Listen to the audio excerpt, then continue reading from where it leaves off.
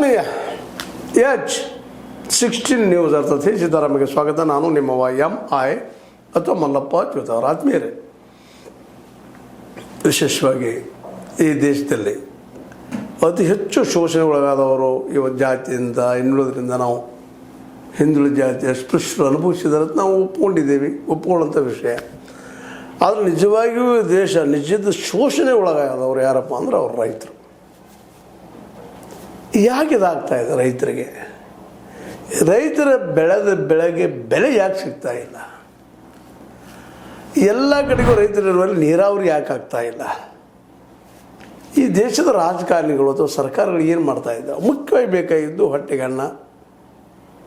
ಆ ಅನ್ನಂತೂ ಸಾಕಷ್ಟಾಗ್ಯದ.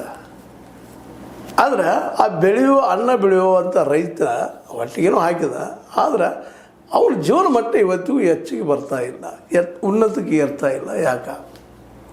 ಅವು ಬೆಳೆದ ಬೆಳೆಗೆ ರೇಟ್ ಸಿಗ್ತಾ ಇಲ್ಲ. ಯಾಕೆ? ಇದ್ರ ಬಗ್ಗೆ ಸಾಕಷ್ಟು ಚಿಂತನೆ ರೈತ ನಾಯಕರು ಮಾಡಿದ್ದಾರೆ, ಮಾಡ್ತಾನೂ ಮುಂದುವರೆದಿದ್ದಾರೆ. ಈ ರೈತ ನಾಯಕರೆಲ್ಲ ಮನವಿ ಏನಪ್ಪ ಇವತ್ತಂತಂದ್ರೆ, ಹೋರಾಟಂತೆ ಮಾಡ್ತಾ ಇದ್ದಾರೆ ರೈತ ನಾಯಕರು. ರೈತರು ಸ್ಪಂದಿಸ್ತಾ ಇದ್ದಾರೆ. ಅದಕ್ಕೆ ಗುರ್ಲಾಪುರ ಅಂತ ಹೋರಾಟ ಸಾಕ್ಷಿ, ಡೈಲಿ ಸುತ್ತಮುತ್ತಲಂಥ ಹೋರಾಟಗಳ ಸಾಕ್ಷಿ. ಹೋರಾಟಗಳು ಸಾಕಷ್ಟು ಇದ್ದಾವೆ. ಪ್ರಸನ್ನ ನಂಜುಂಡಸ್ವಾಮಿ ಅವರಾಗಿರ್ಬೋದು, ಬಾಬಾಗೌಡ ಪಾಟೀಲ್ ಆಗಿರ್ಬೋದು, ರುದ್ರೇಶ್ ಅವರಾಗಿರ್ಬೋದು, ಅದ್ರ ಹಿಂದಿನವರಾಗಿರ್ಬೋದು, ಎಲ್ಲರೂ ಹೋರಾಟ ಮಾಡಿದವರ ಇಲ್ಲಂತಲ್ಲ. ಆದರೆ ಹೋರಾಟಕ್ಕೆ ಇಲ್ಲಿವರೆಗೆ ಪ್ರತಿಫಲ ಸಿಗ್ತಾ ಇಲ್ಲ. ರೈತಗೆ ಮಾರ್ಕೆಟ್ ಸಿಗ್ತಾ ಇಲ್ಲ. ಪ್ರತಿಯೊಬ್ಬ ರೈತನ ಮಗುವಿಗೆ ಪೂರ್ಣ ಪ್ರಮಾಣದ ಶಿಕ್ಷಣ ಸಿಗ್ತಾ ಇಲ್ಲ. ರೈತಗೆ ಆರೋಗ್ಯ ಸಿಗ್ತಾ ಇಲ್ಲ. ಯಾಕೆ? ಸಿಗಬೇಕಾಗಿತ್ತಲ್ಲ. ಈ ಟ್ಯಾಕ್ಸ್ ದುಡ್ಡನ್ನು ಇಲ್ಲತಿ ಹೆಚ್ಚು ಟ್ಯಾಕ್ಸ್ ಇಡೋರು ರೈತರನ್ನ. ಪ್ರತಿ ರೈತರಾಗಿರ್ಬೋದು, ದುಡಿ ವರ್ಗದವರಾಗಿರ್ಬೋದು. ಯಾಕಂದರೆ ಅವರು ಕೊಳಬೇಕಾದವರು ಕೊಳ್ತಾರೆ, ಮಾರ್ಕೆಟ್ಗೆ ಹೋಗಿ ಮಾಡ್ತಾರೆ. ಆದರೂ ಇವ್ರ ಟ್ಯಾಕ್ಸಿಂದ ಇವರಿಗೆ ಹೆಚ್ಚ ಲಾಭ ಆಗುವುದಿಲ್ಲ. ಯಾಕೆ? ಸ್ವತಂತ್ರವಾದ ಮೀಡಿಯಾಗೆ ಬೇಕಾಗಿರುವುದು ಸ್ವತಂತ್ರ ಧ್ವನಿ. ಆ ಸ್ವತಂತ್ರ ಧ್ವನಿ ಉಳಿಸಲು ನೀವು ಮಾಡಬೇಕಾದದ್ದು ಇಷ್ಟೇ. ಅದೇನಪ್ಪಾ ಅಂತಂತಂದ್ರೆ, ನಿಮ್ಮ ಕೈಲಾದಷ್ಟು ಸಹಾಯ ಈ ಚಾನಲ್ಗೆ ಮಾಡಿ ಹಾಗೂ ನಿಮ್ಮ ಧ್ವನಿಯನ್ನು ಕಾಪಾಡಿಕೊಳ್ಳಿ. ಮೋದಿ ಸರ್ಕಾರ ಇರಲಿ, ಇಲ್ಲಿ ಸಿದ್ದರಾಮಯ್ಯ ಸರ್ಕಾರ ಇರಲಿ, ಯಾರ್ದೋ ಸರ್ಕಾರ ಇರಲಿ, ಇಲ್ಲಿವರೆಗೆ ಎಲ್ಲ ಸರ್ಕಾರಗಳು ರೈತರಿಗೆ ಏನು ಕೊಡಬೇಕಾಗಿತ್ತು ಇಲ್ಲಿವರೆಗೂ ಕೊಟ್ಟಿಲ್ಲ. ಅದರಲ್ಲೂ ಮುಖ್ಯವಾಗಿ ಅವರ ಬೆಳೆದ ಬೆಳೆಗೆ ಬೆಲೆ ಸಿಕ್ಕಿಲ್ಲ ಮತ್ತು ಮುಂದೆ ಸಿಗೋ ಸಾಧ್ಯತೆಯೂ ಇಲ್ಲ. ಬೇಕಾದ ಹೋರಾಟ ಮಾಡಲಿ, ಮುಂಜಾನೆ ಸಾಯಂಕಾಲ ತನಕ ಸ್ಟ್ರೈಕ್ ಮಾಡಲಿ, ಒಂದಿಷ್ಟು ಮಾಡ್ತಾರೆ. ಮೊನ್ನೆ ಸಾಕ್ಷಿ ಗುರ್ಲಾಪುರದಲ್ಲಿ ನಾವು ಯಶಸ್ವಿ ಆಗಿದ್ದೀವಿ, ರೈತರದ್ದು ಹೇಳ್ಕೊಬೋದಿಲ್ಲ ಅಂತಲ್ಲ, ಆಗ್ಯದ. ಆದರೆ ಅಟ್ಲೀಸ್ಟ್ ಎಷ್ಟು ಖರ್ಚು ಬರ್ತದೆ ರೈತರು ಸ್ವತಃ ಅನುಭವಿಸುವಂಥವು. 1 ಎಕರೆಗೆ ಸ್ವತಃ ರೈತ ನಾಯಕರು ಹೇಳ್ತಾರೆ 2 ಲಕ್ಷ ಖರ್ಚು ಬರ್ತದಂತೆ. ಹೋಗ್ರಿ, 1.5 ಲಕ್ಷ ಖರ್ಚು ಬರ್ತದೆ. ಅದರ ಉತ್ಪನ್ನ ಎಷ್ಟು ಬರ್ತದೆ, ಲಾಭ ಎಷ್ಟು ಬರ್ತದೆ, 1 ಎಕರೆಗೆ ಎಷ್ಟು ಕಬ್ಬು ಬರ್ತದೆ, 1 ಟನ್ನಿಗೆ ಎಷ್ಟು ಬರ್ತದೆ, ಇದು ಸಾಕಷ್ಟು ಚರ್ಚೆ ಮಾಡ್ತಾನೆ ಬಂದಿದ್ದೀವಿ. ಈಗೂ ಮಾಡ್ತಾಯಿದ್ದೀವಿ. ರೈತರು ಎಲ್ಲ ಕಡೆ ಹೋದ್ರೆ ಮಾತಾಡ್ತಾ ಇದ್ದಾರೆ. ಈ DCC ಬ್ಯಾಂಕಿಗೆ ಎಲ್ಲ ಬಂತದ್ದು ಕೇವಲ ಬೆಳಗಾವಿದಷ್ಟೇ ಅಲ್ಲ, ಈ ರಾಜ್ಯದ ಎಲ್ಲ ಜಿಲ್ಲೆಗಳ ಬ್ಯಾಂಕ್ಗಳು, ಕೇಂದ್ರೀಯ ಬ್ಯಾಂಕ್ಗಳು, ಮಧ್ಯವರ್ತಿ ಬ್ಯಾಂಕ್ಗಳು, ಅಫೆಕ್ಸ್ ಬ್ಯಾಂಕ್ಗಳು ಎಲ್ಲ ಬಂದು ಎಲ್ಲ ಇಡೀ ಆಲ್ ಓವರ್ ಕರ್ನಾಟಕದಲ್ಲೇ. ವಿಶೇಷವಾಗಿ ಯಾವ ಬೆಳೆಗೆ ಸಾಲ ಕೊಡ್ತಾರಪ್ಪ ಅಂದ್ರೆ ಕೇವಲ ಕಬ್ಬಿಗೆ ಅಷ್ಟೇ ಹೇಳ್ತಾರೆ ಅವರು. ನಮ್ಮ ದೊಡ್ಡವ್ರು ಹೇಳಿರ್ಬೋದು, ಮತ್ತವ್ರು ಹೇಳಿರ್ಬೋದು. ಅವ್ರು ಹೇಳ್ಕೊಳ್ತಾರೆ, ಇಲ್ಲ ನಾವು 40,000ದಾಗ ಎಲ್ಲ ಬೆಳೆಯೋಕ್ಕೆ ಸಾಧ್ಯತೆ, ನಾವು ಸ್ವಲ್ಪ ಕೊಡ್ತೀರಿ ಬಡ್ಡಿ ರಹಿತವಾಗಿ ಅಂತ. ಇರಲಿ, ಅಫೆಕ್ಸ್ ಬ್ಯಾಂಕ್ ಸ್ವತಃ ಹೇಳ್ತದೆ 82,000 ತನಕ ಕೊಡಬೇಕು ಅಂತೇಳಿ ಕಬ್ಬಿಗೆ ಬೆಳೆಗಳಿಗೆ. ಇದನ್ನು ಚರ್ಚೆ ಮಾಡಿದ್ವಿ ನಾವು.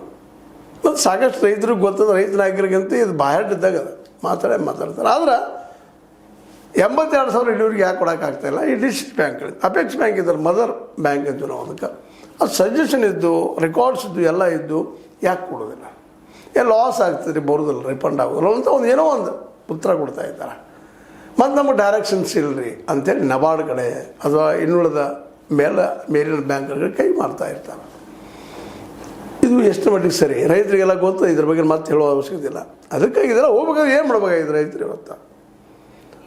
ರೈತರು ಮೊದಲು ಮಾಡಬೇಕಾಗಿದ್ದು ನಿಮ್ಮ ಮಾರುಕಟ್ಟೆಯನ್ನು ನೀವು ಮಾಡುವಂಥ ವ್ಯವಸ್ಥೆ ತರ್ಕೋಬೇಕು. ಅದು ಬರೋದು ಯಾವಾಗ ರೈತರ ಕೈಯಲ್ಲಿ ಅಧಿಕಾರ ಬರುತ್ತೆ, ಆಗ ಅಧಿಕಾರ ಯಾವಾಗ ಬರೋದು? ಎಲೆಕ್ಷನ್ ಒಂದದ ನಮ್ಮಲ್ಲೇ ಇದನ್ನೂ ಪ್ರಯೋಗ ಮಾಡಿದ್ರು ನಮ್ಮಲ್ಲಿ ಹಿಂದೆ. ಅದರ ಅಪಯಶಸ್ ಆದರು. ಯಾಕೆ ಅಪಯಶಸ್ ಆದ್ರಪ್ಪ ಅಂತಂದ್ರೆ ನಮ್ಮ ಪ್ರೊಫೆಸರ್ ನಂಜುಂಡಸ್ವಾಮಿಗಳು ಆಗಿರ್ಬೋದು, ಬಾಬಾಗೌಡರು ಆಗಿರ್ಬೋದು. ಬಾಬಾಗೌಡೇನೋ 2 ಕಡೆ ನಿಂತಿದ್ದರು, ಆರಿಸಲು ಬಂದರೆ 2 ಕ್ಷೇತ್ರಗಳಲ್ಲಿ ಬಂದ್ರೆ ಇನ್ನೊಂದು 2 ಬಂದಿರ್ಬೋದು. ನಮ್ಮ ಹಿಂದೆ ಅನೇಕ ರೈತ ನಾಯಕರು ಉದ್ದಾಡಿದ್ರು ಸಹಿತ ಒಂದು 2, 3, 4 ಇರ್ಬೋದು. ಇಷ್ಟೇ ಆಗಿ ಬಂದು ಇಡೀ ರಾಜ್ಯ ತುಂಬ ರೈತರಿದ್ದಾಗ ಯಾಕೆ ಆಯ್ಕೆ ಆಗಲಿಲ್ಲ ಅಂದರೆ ಪ್ರತಿ ರೈತಿಗೂ ತಿಳಿಸಿ ಹೇಳೋ ಕೆಲಸವನ್ನು ನಮ್ಮ ರೈತ ನಾಯಕರು ಮಾಡಲಿಲ್ವಾ? ನಿಜವಾಗಿಯೂ ಇವತ್ತು ಹೋರಾಟ ಮಾಡಬೇಕಾಗಿದ್ದು ಪ್ರತಿ ರೈತರನ್ನ ಜಾಗೃತಿ ಮಾಡುವಂಥದ್ದು. ಯಾರಿದ ಸರ್ಕಾರ ಇದು? ನಮ್ಮ ಕೈಯಲ್ಲಿ ಸಾಧ್ಯದ. ಕೇವಲ ರೈತರನ್ನಕ್ಕಿಂತಲೂ ಇಲ್ಲಿ ಬಿದ್ದ ಸಮುದಾಯ, ಹಿಂದುಳಿದ ಸಮುದಾಯ, OBC ಎಲ್ಲರಿಗೂ ತಿಳಿಸಿ ಹೇಳುವಂಥದ್ದು. ಹೌದು, ನಮಗಿಲ್ಲಿ ಅನ್ಯಾಯ ಆಗಿದೆ, ಇದು ಕೊಟ್ಟು ನಾವು ಲಾಭ ಆಗ್ತೀವಿ, ನಾವು ಈ ರಾಜ್ಯವನ್ನು ಹೊಸದಾಗಿ ಕಾಣ್ತೀವಿ ಅನ್ನೋದ್ರ ಕನ್ವಿನ್ಸ್ ಮಾಡಬೇಕಾಗಿದೆ. ಮಾಡೋರು ಯಾರು? ರೈತ ನಾಯಕರು ಮಾಡಬೇಕು. ರೈತರ ಜೊತೆಗೆಲ್ಲಿ ಹೋರಾಡುವಂಥ ಇವತ್ತು ಹೋರಾಟ ಮಾಡ್ತಾ ಇದ್ದಾರೆ. ಸಾವಿರಾರು ಮಂದಿ, ಲಕ್ಷಗಳ ಮಂದಿ ಕೂಡಿದ್ರು ಮೊನ್ನೆ. ಅವರೆಲ್ಲ ಕೂಡ್ಕೊಂಡು ಇವತ್ತು ಜನ ಸಮೀಪ ಹೋಗ್ಬೇಕಾಗಿದೆ. ಈ ರಾಜಕಾರಣಿಗಳು ಯಾವ ರೀತಿ ಲಾಭ ಮಾಡ್ಕೊಳ್ತಾರೆ, ಈ ಶುಗರ್ ಫ್ಯಾಕ್ಟ್ರೀಸ್ನ ಯಾವ ರೀತಿ ಲಾಭ ಮಾಡ್ಕೊಳ್ತಾರೆ, ಎಷ್ಟು ಹೊಡಿತಾರೆ, ಏನು ಮಾಡ್ತಾರೆ ಹೇಳೋದಷ್ಟೇ ಅಲ್ಲ. ಇದಕ್ಕೆ ಒಂದೇ ಪರಿಹಾರ ಮತದಾನ. ನಮ್ಮೊಳಗಿನವರು ಯೋಗ್ಯರು ನಿಲ್ಲಿಸೋದು, ಆರಿಸ್ತವರು. ಅವ್ರು ಯಾವ ಜಾತಿ, ಕುಲ, ಧರ್ಮ ಅಂತ ನೋಡೋದಿಲ್ಲ. ನನಗೆ ಗೊತ್ತದು. ಸಾಕಷ್ಟು ಸಲ ನಮ್ಮ ಪೂಜಾರವರಾಗಿರ್ಬೋದು, ನಮ್ಮ ಶಶಿಕಾಂತ್ ಗುರೂಜಿಯವರಾಗಿರ್ಬೋದು, ಇನ್ನುಳಿದ ನಾಯಕರಾಗಿರ್ಬೋದು, ದಕ್ಷಿಣ ಭಾರತ, ದಕ್ಷಿಣ ಕರ್ನಾಟಕದಲ್ಲಿ, ಉತ್ತರ ಕರ್ನಾಟಕದಲ್ಲಿ ಎಲ್ಲ ಕಡೆ ಅನೇಕ ನಾಯಕರಿದ್ದಾರೆ. ಅವ್ರು ಜಾತಿವಾದಿಗಳಲ್ಲ. ಮನೆಯಲ್ಲೇನೋ ಪ್ರಾಕ್ಟೀಸ್ ಮಾಡ್ತಿರ್ಬೋದು ತಮ್ಮ ಜಾತಿ ಬಗ್ಗೆ, ತಮ್ಮ ಧರ್ಮದ ಬಗ್ಗೆ. ಬಟ್ ಸಾರ್ವಜನಿಕವಾಗಿ ಬಂದಾಗ ನಾವು ಬಾಬಾಗೌಡರ ಸಮೀಪದಿಂದ ನೋಡಿದ್ದೀವಿ ಆ ವಿಷಯದಲ್ಲಿ. ಅವರಲ್ಲೂ ಜಾತಿ ಇರಲಿಲ್ಲ. ಪ್ರೊಫೆಸರ್ ನಂಜುಂಡಸ್ವಾಮಿಗಳಂತೂ ಅತ್ಯಂತ ಸಮಾಜವಾದಿ ನೆಲೆಗಟ್ಟಲ್ಲಿ ಬೆಳೆದು ಬಂದಂಥವ್ರು. ಗೋಪಾಲಗೌಡರ, ಶಾಂತವೀರಿ ಗೋಪಾಲಗೌಡರ ಗರಡಿಯಲ್ಲಿ ಬೆಳೆದಂಥವ್ರು ಅವರೆಲ್ಲ. ಗಣೇಶನಂಥ ಸ್ನೇಹಿತರನ್ನು ಪಡೆದಂಥವ್ರು, ಲಂಕೇಶ್ವರದ ಬರಗಾರರ ಜೊತೆಗೆ ಅವ್ರನ್ನ ಬೆಳೆಸಿದವರು. ಇಂಥ ಎಲ್ಲ ನಾಯಕರು. ಇಲ್ಲಿ ಜಾತಿ ಐತಿ ಪ್ರಶ್ನೆ ಇಲ್ಲ, ಎಲ್ಲ ಕೂಡಿ ಹೋಗುವಂಥದ್ದು. ಆದರೆ ಎಲ್ಲಿ ಐತಿ ಪ್ರಾಬ್ಲಮ್ ಅಂದ್ರೆ ಅಧಿಕಾರ ಹಿಡಿಯುವಲ್ಲಿ ಇವರು ತಮ್ಮೊಳಗೆ ಕಚ್ಚಾಡುವಂಥದ್ದು ಐತಿ. ಒಂದೊಂದು ಸಂಶಯ ಬರ್ತದೆ. ಅದು ಮತ್ತೆ ಕಿತ್ತಾಕ್ಬೇಕು. ಅದನ್ನು ಕಿತ್ತಾಕಿ ಒಂದಾಗಿ ಯೋಗ್ಯರು ಯಾರಿದಾರಪ್ಪ, ಕೆಲಸ ಮಾಡುವಂಥ ಬುದ್ಧಿವಂತರು ಯಾರಿದಾರ, ರೈತರ ಪರವಾಗಿ ಶಾಶ್ವತ ನಿಂತು ಹೋರಾಟ ಮಾಡಿ. ನೋಡಿರಿ, ಕೇಜ್ರಿವಾಲ್ ಆ ಚಡ್ಡ ಅನ್ನುವಂಥ ವ್ಯಕ್ತಿಯನ್ನು ಆರಿಸಿದರು. ರಾಘವ್ ಚಡ್ಡ ಕಾರ್ಪೊರೇಟ್ ವಲಯದಿಂದ ಬಂದು ಹುಡುಗರವರು.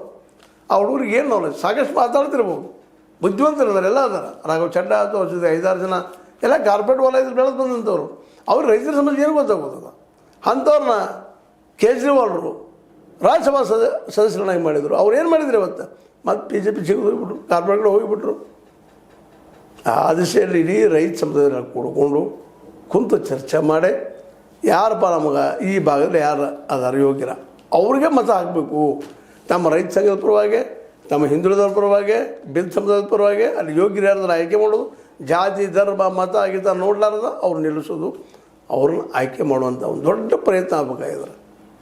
ಇದು ಸಣ್ಣದಲ್ಲ, ಅನ್ನೋದು ಭಾಳ ಸುಲಭ, ಮಾತಾಡೋದು ಭಾಳ ಸುಲಭ, ನಾವು ಮಾತಾಡೋದು ಭಾಳ ಸುಲಭ. ಈಗ ಅದನ್ನು ಮಾಡೋ ಕಾರ್ಯವನ್ನು ಇವತ್ತು ರೈತ ನಾಯಕರು, ಅವ್ರ ಜೊತೆಗಾರರು ಎಲ್ಲರೂ ಕೂಡಿ ಮಾಡಿದಾಗ, ಈ ವ್ಯವಸ್ಥೆಯನ್ನು ಬದಲು ಮಾಡಿದಾಗ ಮಾತ್ರ ನೀವು ಬಯಸಿದ ಮಾರ್ಕೆಟ್ ಸಿಗ್ತದೆ, ನೀವು ಬಯಸಿದ ನೀರು ಎಲ್ಲ ಕಡೆ ಸಿಗ್ತದೆ, ನೀವು ಬಯಸಿದ ಶಿಕ್ಷಣ ಎಲ್ಲ ಮಕ್ಕಳಿಗೆ ಸಿಗ್ತದೆ, ಸರ್ಕಾರಿ ಶಾಲೆಗಳು ಸಹಿತ ಅಲ್ಲೆಲ್ಲ ನಮ್ಮ ರೈತ ಮಕ್ಕಳು ಕಲಿಯುವಂಥದ್ದು ಆಗ್ತದೆ. ಸಹಜವಾಗಿ ಎಲ್ಲರೂ ಕೂಡಿ ಕಲಿಯಲಿ ಜಾತಿ, ಮತ, ಧರ್ಮ ಎಲ್ಲ ಓಡಿ ಹೋಗಿಬಿಡ್ತಾವೆ. ಯಾಕಂದ್ರೆ ನಮ್ಮ ರೈತ ನಾಯಕರು ನಾವು ನೋಡಿದ್ದೀವಿ ಇಲ್ಲಿವರೆಗೆ ಯಾರಲ್ಲೂ ನಾವು ಜಾತ್ಯತೆಯನ್ನು ಕಂಡಿಲ್ಲ, ಧರ್ಮದ ಮೂಲಭೂತವಾಯ್ತನ್ನು ಕಂಡಿಲ್ಲ. ಅಂಥ ನಾಯಕರು ಯಾರೂ ಇಲ್ಲ. ನಿಜವಾಗಿಯೂ ಇವರು ನಮ್ಮ ಜನನಾಯಕರು ಅನ್ನೋದು 2 ಮಾತೇ ಇಲ್ಲ. ಇಂಥವ್ರನ್ನ ಆಯ್ಕೆ ಮಾಡಿಕೊಂಡು ನಾವು ಯಾಕೆ ಸರ್ಕಾರ ನಮ್ಮದು ರಚನೆ ಮಾಡಬಾರ್ದು ಅಂತ ಇದನ್ನು ವಿಚಾರ ಇವತ್ತು ಮಾಡಬೇಕಾಗಿದ್ದೆಲ್ಲ ರೈತರು. ರೈತ ನಾಯಕರು ಅದನ್ನು ಶುರು ಮಾಡಬೇಕು. ಮೊದಲು ಸ್ವಾರ್ಥ ತ್ಯಾಗ ಮಾಡಬೇಕು. ನಾನಾ ಮುಖ್ಯಮಂತ್ರಿ ಆಗಬೇಕು, ನಾನಾ ಉಪಮುಖ್ಯಮಂತ್ರಿ ಆಗಬೇಕು. ಇವತ್ತು ಬೆಳೆದಾಡ್ತಾ ಇದ್ದಾರೆ ನೋಡ್ರಿ. ಸಿದ್ದರಾಮಯ್ಯನವರು ಸಮಾಜವಾದಿ ನೆಲೆಗಟ್ಟಲ್ಲಿ ಬಂದವರು. ಯಾಕೆ ಸೇಮ್ ಸಿಟಿಗೆ ಎಷ್ಟು ಗುದ್ದಾಡ್ತಾ ಇದ್ದಾರೆ ರೀ? ಬಿಡಲಿಲ್ಲ ಯಾಕೆ DKಶಿ ಅವ್ರಿಗೆ ಆಗಲಿ, ಮತ್ತು ಯೋಗ್ಯರು ಯಾರ್ದು ಅವ್ರಿಗೆ ಬಿಡಲಿಲ್ಲ ಯಾಕೆ? ಆಯ್ತಿಲ್ಲ, ಗ್ಯಾರಂಟಿಗೆ ಹೆಚ್ಚು ಏನು ಕೊಡೋಕ್ಕೆ ಸಾಧ್ಯ ಇಲ್ಲ, ಅವ್ರಿಗೆ ಬದಲಾವಣೆ ಮಾಡೋಕ್ಕೆ ಸಾಧ್ಯ ಇಲ್ಲ. ಸಿದ್ದರಾಮಯ್ಯರಲ್ಲಿ ನಮ್ಮ ಇವತ್ತು ನಮ್ಮ ಪ್ರಧಾನಿ ಆಗಿರಲಿ, ಇವ್ರು ಯಾರಿಂದಲೂ ಸಾಧ್ಯ ಇಲ್ಲ. ಆ ವ್ಯವಸ್ಥೆಯಲ್ಲೇ ಒಂದು ಗುಲಾಮರಾಗಿ ಹೋಗುವಂಥ ಜನ ಇದ್ದಾರೆ ಇವರು. ಅದಕ್ಕೆ ಹೊಸ ಒಂದು ವ್ಯವಸ್ಥೆ ಇವತ್ತು ಬರಬೇಕಾಗಿದೆ.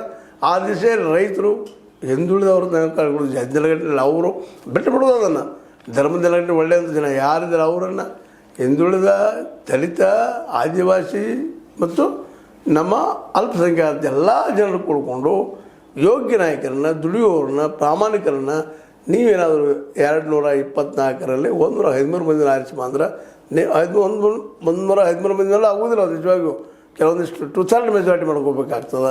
ಅದಕ್ಕೆ ರೈತರೇ ಎದ್ದಿರ್ಬೇಕಾಗ್ತದೆ, ಬೇರೆದವ್ರಿಲ್ಲ. ಏನು ತಿಳ್ಕೊಂಡು ಹೆಜ್ಜಿಟ್ಟು ಯೋಗ್ಯ ಆಗ್ತದೆ, ಬದಲಾವಣೆ ಆಗಲಿಕ್ಕೆ ಸಾಧ್ಯದ. ಈ ಕಾಂಶಿರಾಮ್ರು ಹೇಳಿದಂಗೆ ಅಧಿಕಾರಕ್ಕೆ ಬರಬೇಕು, ನಾವು ನಮ್ಮನ್ನು ಆಳ್ಕೊಳ್ಳುವಂಥ ಪ್ರಸಂಗ ಬಂದ್ರೆ ಮಾತ್ರ ಬದಲಾವಣೆ ಆಗಲಿಕ್ಕೆ ಆಗ್ತದೆ. ಮತ್ತು ನಮಗೆ ರೈತರಿಗೆ ಮಾರ್ಕೆಟ್ ಸಿಗ್ತದೆ, ರೈತರ ಮಕ್ಕಳು ಭುಜದ ತರಕಾರಿ, ದೇಶ ಸಹಿತ ಅಭಿವೃದ್ಧಿ ಆಗ್ತದೆ ಅನ್ನೋದ್ರಲ್ಲಿ ಎರಡು ಮಾತಿಲ್ಲ ಅಂತ ಹೇಳ್ತಾ, ಇದು ನೀವು ಲೈಕ್ ಆಗಿರ್ಬೋದು. ಲೈಕ್ ಮಾಡಿ, ಶೇರ್ ಮಾಡಿ, ಕಾಮೆಂಟ್ ಮಾಡಿ, ಜೊತೆಗೆ ಸಬ್ಸ್ಕ್ರೈಬ್ ಮಾಡಿಸ್ಬೋದು. S16 ನ್ಯೂಸ್ ಅರ್ಥ ಸಿದ್ದರಾಮಯ್ಯ ಸತ್ಯದ ಕೈಗಳಲ್ಲಿ ವಂದನೆಗಳು. ಆತ್ಮೀಯ ಸಾರ್ವಜನಿಕರಲ್ಲಿ H16 ಅರ್ಥಾತ್ ಸೀತಾರಾಮದಿಂದ ಒಂದು ಮನವಿ. ಈ ಸಂಸ್ಥೆ ಭ್ರಷ್ಟಾಚಾರ, ಅನ್ಯಾಯ, ಅತ್ಯಾಚಾರಗಳಿಂದ ನೊಂದವರ ವೇದಿಕೆ. ಅನ್ಯಾಯಕೋರರ, ಭೂಗಳ್ಳರ, ನಶಾ ಸಾರಾಯಿ ಮಾಫಿಯಾಗಳ ವಿರುದ್ಧದ ಧ್ವನಿ. ರೈತರ, ಕೂಲಿಕಾರ, ಕಾರ್ಮಿಕರ, ಬಿದ್ದ ಸಮುದಾಯ ಜನರ ಧ್ವನಿ. ಬೆಂಬಲವಾಗಿ ನಿಂತು ತನುಮನ ಧನದ ಸಹಾಯಕ್ಕೆ ಸಾರ್ವಜನಿಕರಲ್ಲಿ ಕೋರಿಕೆ. ದಾನದ ಸಹಾಯ ನೀಡಿ ಸ್ವಾತಂತ್ರ್ಯ ಪತ್ರಿಕೋದ್ಯಮ ಉಳಿಸಿ ಬೆಳೆಸಿ. ವಂದನೆಗಳು. ತಮ್ಮನ್ನೇ ನಂಬಿರುವ ಮಲ್ಲಪ್ಪ ಇ ಜೋತಾವರ್. QR ಸ್ಕ್ಯಾನ್ ಮಾಡಿ ಅಥವಾ ಈ ನಂಬರ್ ಅಂದರೆ 7411402405ಗೆ ಇಲ್ಲ 9686864852ಗೆ ನೀವು ಫೋನ್ಪೇ ಮಾಡಿ, ಪೇಟಿಎಮ್ ಮಾಡಿ ಅಥವಾ ಇನ್ನಾವುದೇ ಮಾಧ್ಯಮದಿಂದ ಗೂಗಲ್ ಮೂಲಕ ಸಹಾಯ ಮಾಡಿ ಈ ಪ್ರಾಮಾಣಿಕ ಪತ್ರಿಕೋದ್ಯಮವನ್ನು ಉಳಿಸಿ ಅಂತ ಮತ್ತೊಮ್ಮೆ ಮನವಿ. ವಂದನೆಗಳು.